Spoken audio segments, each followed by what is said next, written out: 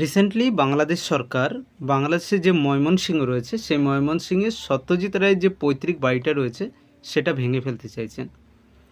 এবং এই যে বাড়িটা ভেঙে ফেলছেন এর পিছনে আসল কারণটা কি, কে এই সত্যজিৎ রায়, সমস্ত কিছু আজকের আমরা এই ছোট্ট ভিডিওতে আলোচনা করব, বা এই বাড়িটারই বা কী গুরুত্ব রয়েছে যার জন্য আমরা এই ভিডিওতে আলোচনা করতে চলেছি। তো সত্যজিৎ রায় ছিলেন বিশ্বের অন্যতম শ্রেষ্ঠ চলচ্চিত্র নির্মাতা, একজন লেখক, শিল্পী।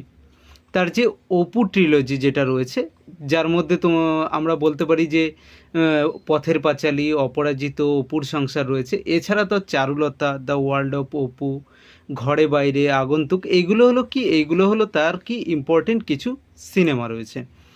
এবার এই যে বাড়িটা রয়েছে এই বাড়িটা কিন্তু কেন গুরুত্বপূর্ণ, যে এই সত্যজিৎ রায় যিনি রয়েছেন তিনিই কিন্তু প্রথম অস্কার বিজয়ী ভারতীয় কোনো চলচ্চিত্র নির্মাতা। তার পৈতৃক বাড়ি এটা, যা তার দাদা উপেন্দ্র কিশোর রায়চৌধুরী, যার গল্প আমরা এর আগেও অনেক দেখেছি, যে বাংলার সাংস্কৃতিক ঐতিহ্যের একটি প্রতীক এই বাড়িটা কিন্তু রয়েছে। এই বাড়ি শুধু একটি ভবন নয়, আমরা বলতে পারি বাংলার যে রেনেসাঁস হয়েছিল তার একটা জীবন্ত স্মৃতি। রিসেন্টলি বাংলাদেশের সংবাদ মাধ্যম যেটা রয়েছে, যা দ্য ডেইলি স্টার, এর রিপোর্ট অনুযায়ী ময়মনসিংহের হরিকিশোর রায়চৌধুরী রোডে এই যে বাড়িটা রয়েছে এই বাড়িটা ভেঙে একটা নতুন আধা কংক্রিট একটি কাঠামো তৈরি করার কল্পনা করছে কারা, বাংলাদেশ সরকার। এই বাড়িটি একসময় ময়মনসিংহের শিশু একাডেমি হিসাবে ব্যবহৃত হতো, কিন্তু 2007 সাল থেকে এই বাড়িটি শুধুমাত্র পরিত্যক্ত অবস্থায় পড়েছিল। এর ফলে কি হয়, এর ফলে বাড়িটি জর্জর অবস্থায় ছিল এবং মেরামতের অযোগ্য। এগুলো কারা বলছে? স্থানীয় যারা কর্তৃপক্ষ রয়েছে তারা বলছেন। তবে এই সিদ্ধান্ত কিন্তু আমাদের একটা ঐতিহাসিক যে ঐতিহ্যের, যে একটা সাংস্কৃতিক ঐতিহ্যের একটা ক্ষতি হিসাবে কিন্তু দেখা হচ্ছে।